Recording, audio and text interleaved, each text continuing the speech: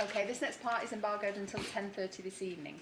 Okay. Well, you've come through some tough games in this competition away from home. Just as you did in '99, you had a tough run then, didn't you? You get some tough opponents, not necessarily away. But do you see any parallels between now and 20 years ago in terms of the clarity you had to show in the competition?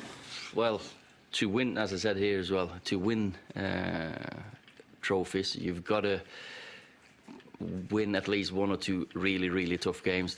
They're like defining moments. But we beat Liverpool, we beat Chelsea, we beat Arsenal back then, and you think you deserve a little bit of luck in the draw next time. But Wolves away, what a difficult game that can be. So comparisons, well, we're not challenging to win the league this year, but we're challenging to for the other two trophies. You said recently that the club shouldn't focus on just going after superstars in the summer. There's been a lot of speculation about Gareth Bale. The club have been interested in him before. Is he a player that you would still see fitting in at Manchester United, or is he the kind of player that the club should shy away from now? I can't really comment on Gareth Bale or specific names because they're property of other clubs, but we should look for quality players, definitely, and players who could improve us as a team. And there's so many factors that you need to think about when you sign players. It's easy to be, or not easy, I don't know if it's easy either, but when you're in the media or when you're a supporter, you can think short term. We've got to think about the longevity as well, who's going to fit in personality wise. So there's so many things that we need to think about. Ollie, looking around the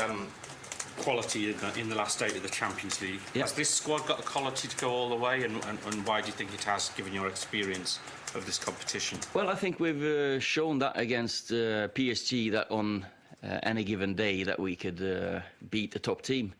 Then again, there's so many variables, and in these games they'll be decided by margins. And of course that VAR, even though for me it's a penalty, you could still be unlucky and not get it in the last minute, and then we'd be out and no one would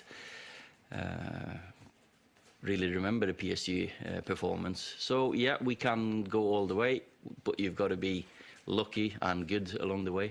Well, results like that give a squad belief, don't they? Definitely. The confidence in the players, it's sky high, and the mood is good, training attitude is good, so hopefully we can keep that run going. Do you believe in fate, Ollie, the fact that you're back here 20 years on from '99 and all that's going on here? Can you start to feel that way? There has been a couple of comments that you used to have number 20 and blah, blah, blah, all this faith. I believe that you get what you deserve in life, in sports.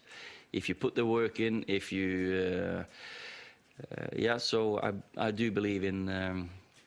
if you work hard, show the right attitude, if you go in every single day and do the right things, you'll get what you can maximise your chances anyway.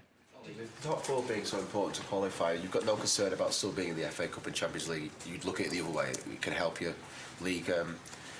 Momentum. The more games you win, the more confidence you breed, the more hunger there is in the players. Every single game that you win puts another layer on that, on the way to becoming the team that we want to be. So I don't agree with Gary Neville when he says teams should go out of this and this to focus on that. Ollie, you deserve success here. At the start of the season, I don't think anybody would have seen you here at this point. Would you say that what you've done in your career, what you've done here, do you deserve to be a Champions League winner? I'm not one to judge what I deserve. I just do whatever I can to deserve good things.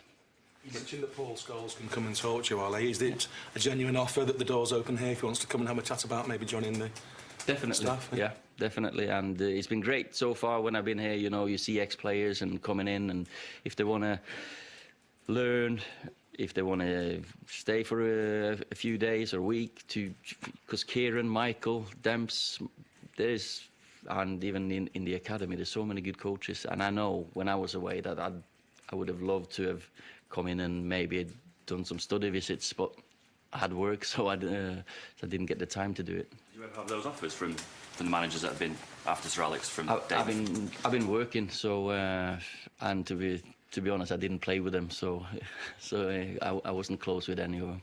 With the last of Real and PSG out, is there a sense that the draws opened up for everybody really in the Champions League this season? There's still quality in there, of course, there's still top quality, of course. With Cristiano still in it, I don't think it's opened up that much. So. But I mean, given they won it for the last 5 years and PSG as well, suddenly. There are teams that are beatable in there, aren't they? Everyone can beat each other. It goes in cycles. You can see, Porto won it in 2005, 4. Monaco got to the final. Ajax. You never know. On any given day, any team can beat anyone of them 8. Mateo won it as a caretaker himself. There's been a lot of comparisons with you and him. Do you welcome those comparisons? Exactly. So you can take bits and parts of it. I would love to have one of the, not the two of those outcomes. So I don't really think about it that way, no.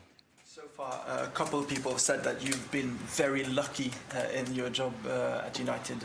Is it too easy to blame it on luck, for example, at PSG or I think I've answered that question quite well here. I think you earn your luck, but sometimes it's better to be lucky than good, eh? Considering how hard you've had to work to get to this stage of the FA Cup, going to Arsenal and going to Chelsea, would it be quite a big anticlimax if you were to go to Wolves and have a bad day, have a poor performance? Any game you lose is a big anticlimax. It's the worst feeling you can have. And that's maybe the only good thing about that Arsenal defeat, is to feel how much it hurt. Because PSG, we still had a chance to correct it, and before then, the last game I lost was against the Ranheim in 26th of August, so it was a long time ago. Just on the Wolves game, Ashley Young suspended. Is that an area of concern with other injured players, or Eric had a tough game in Paris? Or Ashley's been fantastic. We've got Diogo, Phil Jones can play there, so we've got players who could. You might even. Swap to a different system, you never know. Okay, guys, thank you. Thank you very much. Cheers.